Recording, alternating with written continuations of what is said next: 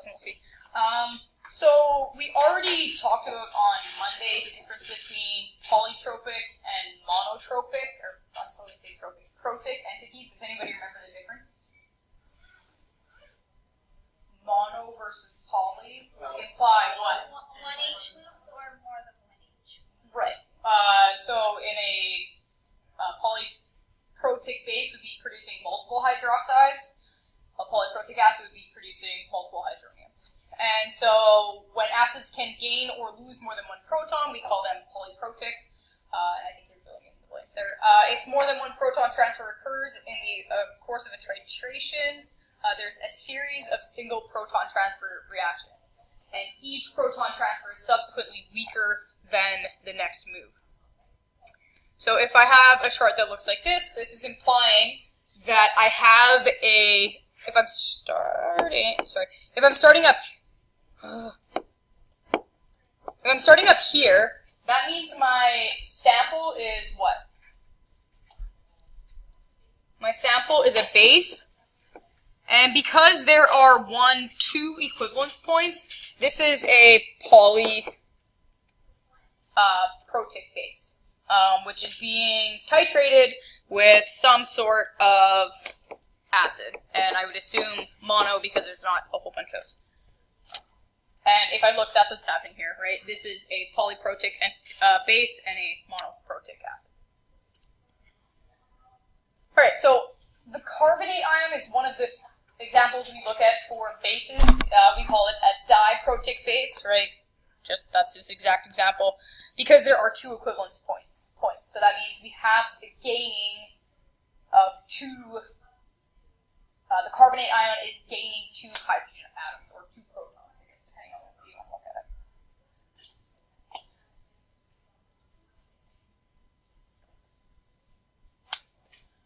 Some other polyprotic bases include the sulfide ion, which would be like the S2 negative ion, and the phosphate ion, PO4 3 negative. This one, the sulfide ion, could possibly gain how many hydrogens? How many hydrogens could the sulfide ion gain? 2, and the phosphate ion could potentially gain 3. That third reaction for the phosphate ion is quite a weak reaction, so sometimes, or generally it's not written, but sometimes it will see it written. So there's just the example, you don't need to write those down. Some polyprotic acids include oxalic acid and phosphoric acid. You should just be able to look at your acid-base table and see, do I have the potential of losing 1 hydrogen, or do I have the potential of losing many hydrogens?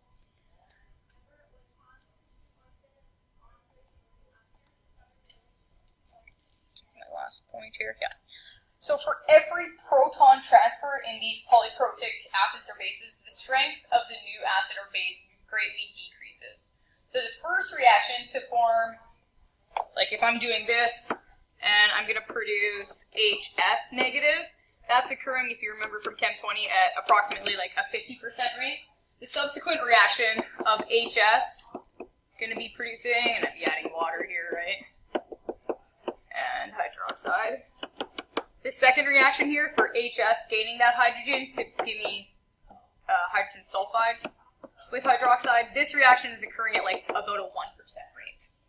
So that every time the subsequent reactions with protons, we have weaker and weaker acids or bases being produced.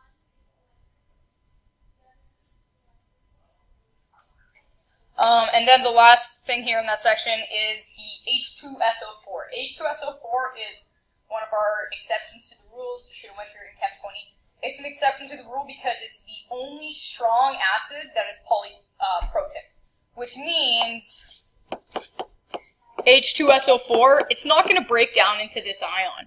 H2SO4, if this is an acid, sulfuric acid, and you're putting it in water or diluting it, it's going to have a one-way directional arrow. We don't have the equilibrium error because it's a strong acid, so it ionizes at close to 99%, which means both of these hydrogens will become attached to the waters. So I will be producing a sulfate ion with 2 negative because I got rid of the 2 positives. And I would actually need to have 2 waters here to react with both of those to produce 2 hydroniums. Okay, and that is an exception to the rule.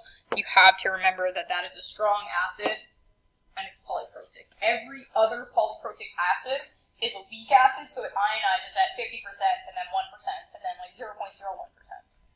That is the exception to the rule. Can you just go back to the other slide? Yep.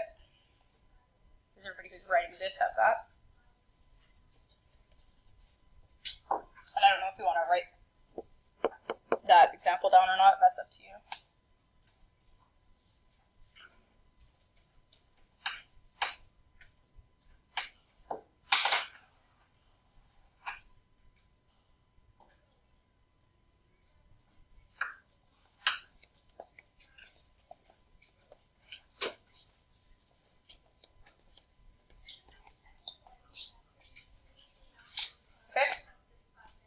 From there.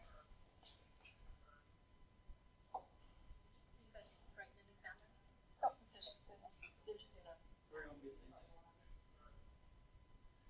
I interrupted her class enough today. She should be able to interrupt mine. Okay. All right. So example number 3. So what indicator could be used for the first equivalence point, and what changes would be evident? Write the reaction that would be occurring at the first equivalence point. So if I'm looking at this, they tell me that I can use methyl orange for the second equivalence point here. What indicator would you use for the first equivalence point? Anybody?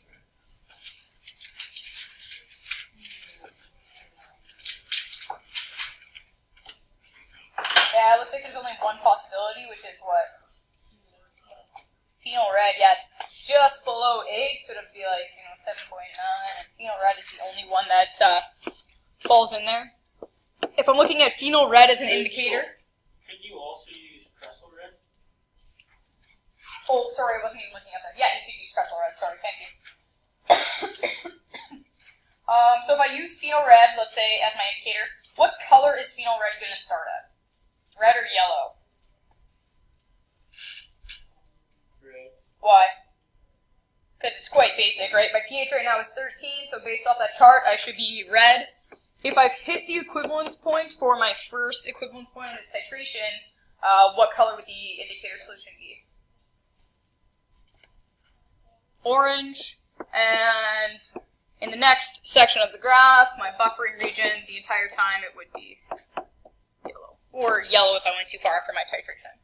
So then they're asking me, write the reaction that would be occurring at the first equivalence point. Well, at the first equivalence point, I would have Na2CO3 being up here. In terms of the base that's reacting, would I write out that entire substance for the base, Na2CO3? Right, Na is just a spectator ion, so I would have the carbonate ion, CO3, 2 negative, that's a positive, that's negative. Aqueous would be reacting with the acid, hydrochloric acid. So would I write down plus HCl? Why? Right. Hydrochloric acid is a strong acid, so we don't write it as hydrogen and chlorine. We actually write it as hydronium and the chlorine ion. But the hydronium ion, because it's a strong acid, is the only one that we include in our acid-base reaction here. So then what's happening is one of the hydrogens from, that's the acid, that's the base, is donating its hydrogen or its proton to the carbonate ion. So this would become water as a liquid, pardon me, and HCO3, and I added something positive, so this is just going to become negative.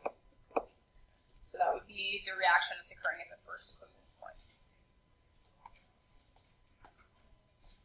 That's my third question here. Nope, okay. Just got that. Next question asks me what's going to happen at the second equivalence point. So the the products here are going to be the reactants for my second equivalence point, right? Because that would be what would be occurring here, HCO3 negative, and again, H2O liquid.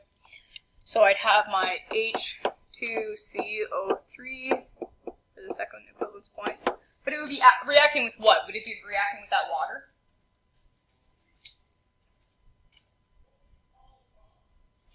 I'm still adding what to this base?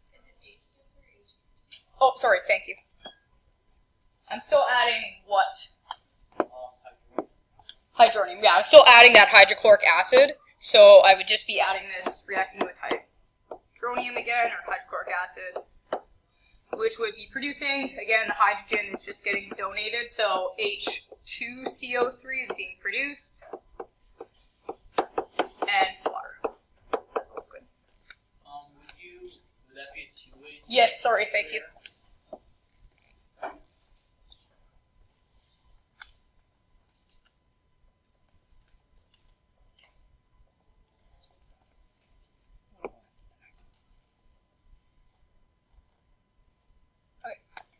So, they can either ask you one of those two questions, like what reaction is happening in this region, or what reaction is happening in this region. The third question that we can look at that can be developed from those is like, what is the overall reaction? That's this one here. So, what is the overall reaction if sodium carbonate is titrated with hydrochloric acid? So if you're trying to figure out the overall reaction, I would take my reaction from the first equivalence point and do like a net ionic reaction with it. So that carbonate ion is reacting with the hydronium ion to produce HCO3 negative aqueous and water. And the second reaction that we created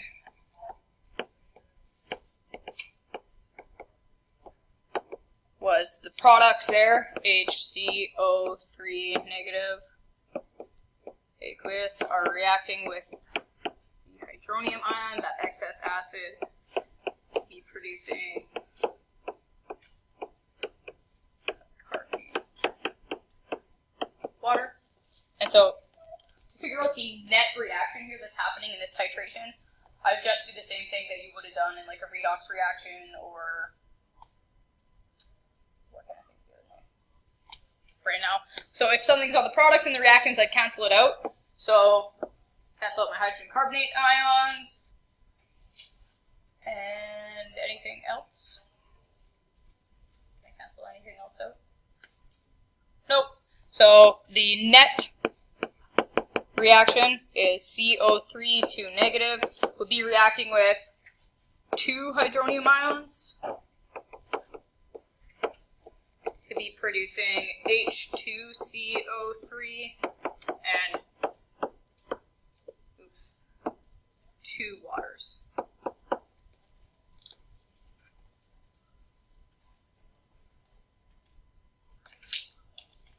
And so really what's happening there is that middle spectator ion that's kind of in between the two equivalence point in the net reaction doesn't appear.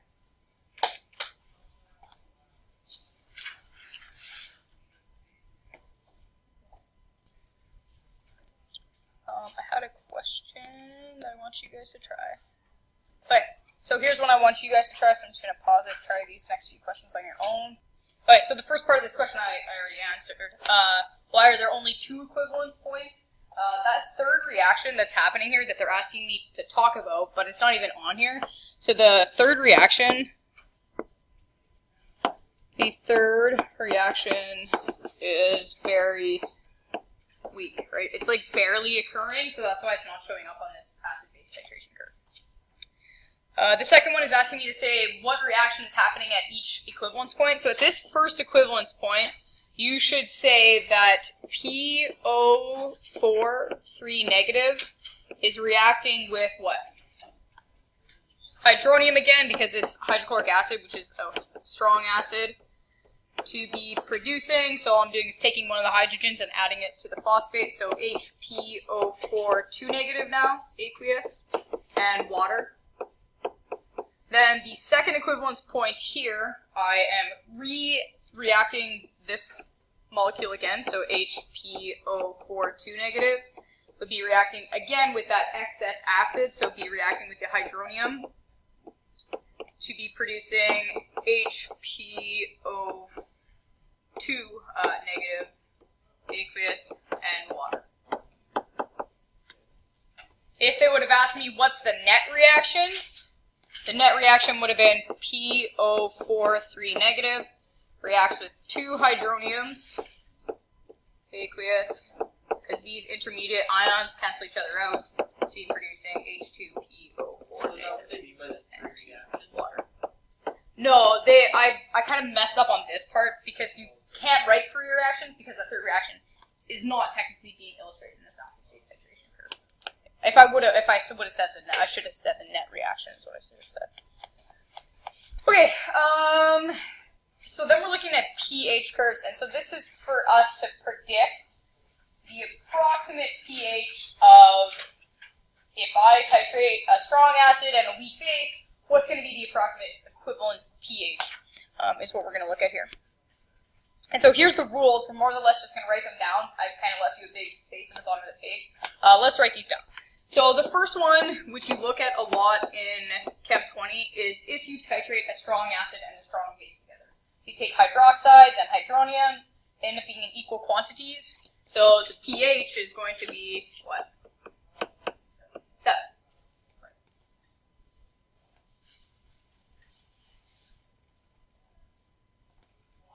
If I titrate a strong acid and a weak base, and if I think about it, this should make sense, right? Below 7.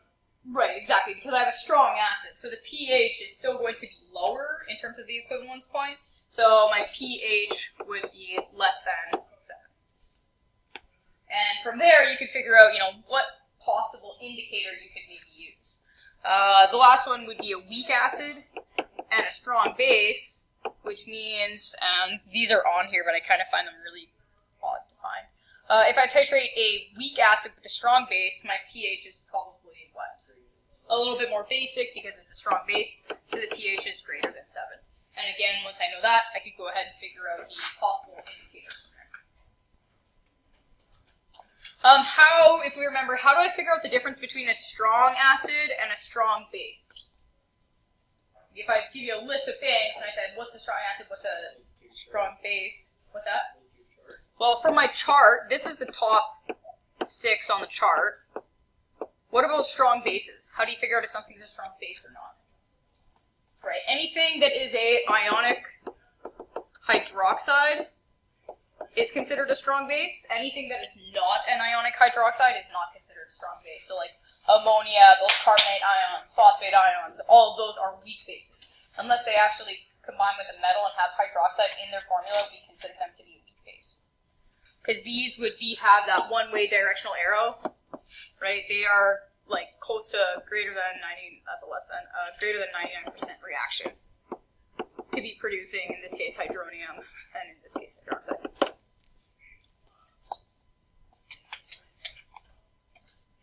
Okay, so let's just look at predicting here a little bit then. Blah, blah, blah, blah. Is this the right one? Yep. Okay, so for the first quantitative reaction in each of the following titrations, predict whether the equivalence pH will be greater than, less than, or equal to 7. So hydroiodic acid and sodium hydrogen phosphate. So hydroiodic acid, I would just go to my chart and see if it's in the top 6. Is hydroiodic acid in the top 6? Yeah, so this is a strong acid. And sodium hydrogen phosphate, is that a strong base or a weak base? Strong or weak base? There's no OH in it, right, so it's a weak base, which means the approximate equivalence point of the pH would be what? Less than or greater than or equal to 7? Less than 7, right, because that acid is stronger, so the pH is going to be less than 7.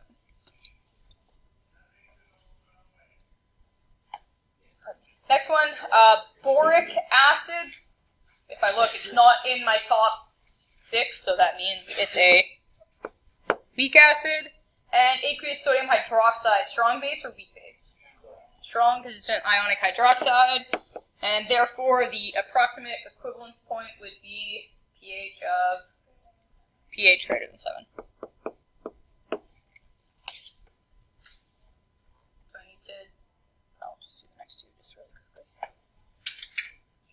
Hydrochloric acid and magnesium hydroxide. So hydrochloric acid, that's a strong acid. Yeah, magnesium hydroxide is a strong base, so I have a pH right around 7 for that neutralization. The last one, hydrosulfuric acid.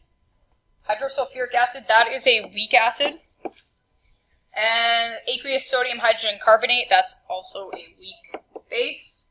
And do we have a rule for those ones? No, we didn't have a rule, so therefore this is not predictable.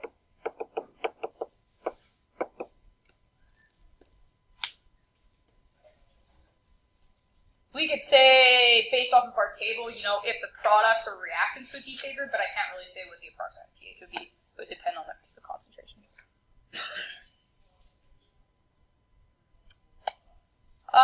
This question is more of the same.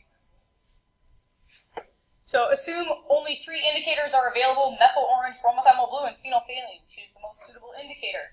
So, if you're only given, let's say, phenolphthalein, that would be for what? Acids, bases, or neutral? Bases, right. This would be like if the pH is greater than 7. Bromothymol blue is always for like neutralizations at a pH of 7. pH equals 7. And methyl orange is for a pH less than 7. And so then if I look at each of these, this is a strong acid and a strong base. So what indicator would you use? Bromothymol blue. Take a quick look at the next two and see if you can figure out what indicator you would use.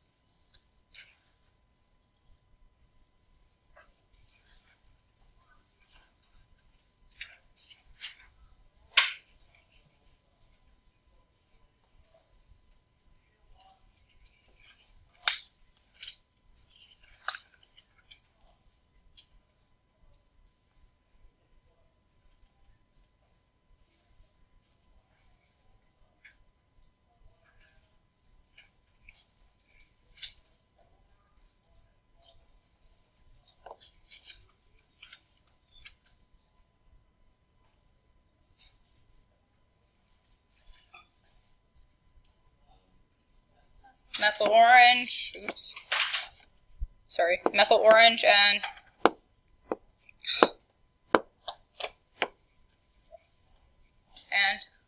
for the next one, phenol, right? Okay. Last question. So the following formulas each represent a solution in an acid-base reaction equivalence point. For the entities present in the solution, predict the observed pH as being greater than, less than, or equal to 7. So, based off just one single entity, they're asking you to predict what the approximate pH would be. So NH4Cl is, so looking at, I guess, this ion, NH4 positive, is that a strong acid, strong base, weak acid, weak base? NH4. NH4 is a weak acid, right? And so my pH is probably what? The pH, depending on what's happening here, depending on what we added with, the pH is going to be either greater than or equal to 7. Right? Because you're either titrating it with a strong base. Wouldn't your Cl, like your chlorine, act as a Chlorine is just a spectator ion. Spectator? Yeah.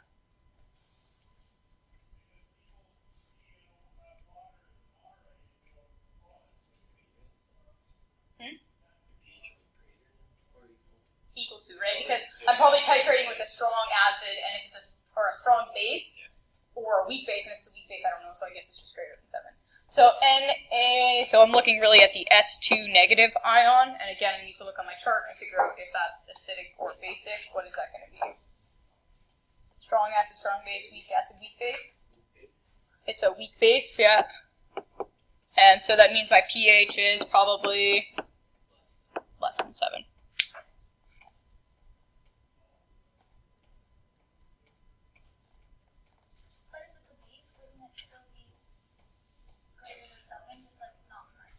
No, because I'm saying if I titrate it with something, what would the approximate pH be? Not just like, what's the pH of it? It wouldn't be equal. I don't know why I put the equal sign here, because the only time it's going to be equal is if it was a strong acid and a strong base. KNO3.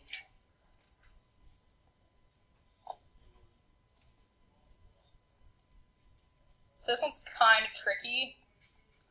Yeah, amipropic or whatever. No. So, like, K plus, well, K plus is just an ion, it's not reactive. NO3 negative, if I look at this, NO3 negative is on this side.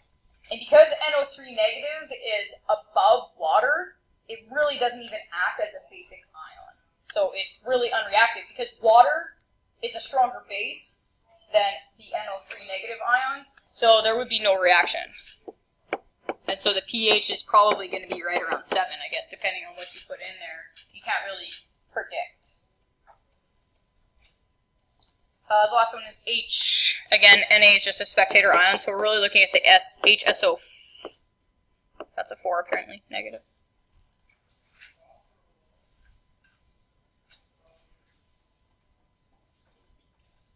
HSO4 negative. HSO4 negative, yeah, is a weak acid. So again, that pH would be what? Great, I'm sorry.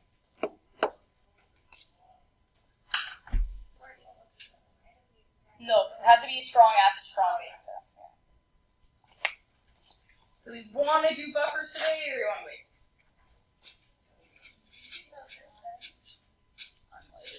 Let's take our time. Let's take our time. Just shared. Here's the one more lesson. Okay. So you should have finished on 5 last class. Homework 10. The first homework 10, I think. Like 10. Oh no, the real homework 10. Homework 10. You should have finished up to 5 last time. You're gonna finish up to 12 this time.